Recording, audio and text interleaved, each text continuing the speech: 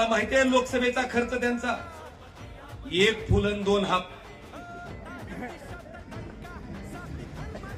एक म्हणते परवा पुराच्या निमित्तानं आलते, त्यांनी काय सांगितलं तिथं त्यांनी सांगितलं, अरे मी 50 दिले, देवेंद्रनं 20 दिले, एकनाथरावने 20 दिले, त्यानं स्वतः जवळचे 10 कोटी तरी खर्च केले असतील की, आणि 100 कोटी खर्चून याची बायको 3,30,000 पडली. ही वाक्य आहे.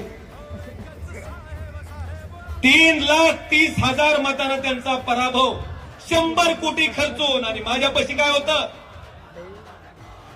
चिंचा फोडणारी, चिचुक येगळं काढणारी माझी बहीण मला 1500 देते हो निवडणूक लढवायला.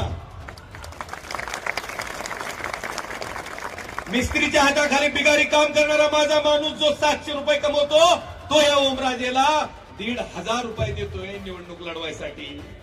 आणि ती माझ्या कष्टाचे, इमानदारीचे 3,000 रुपये 100 कोटीला ऐकले.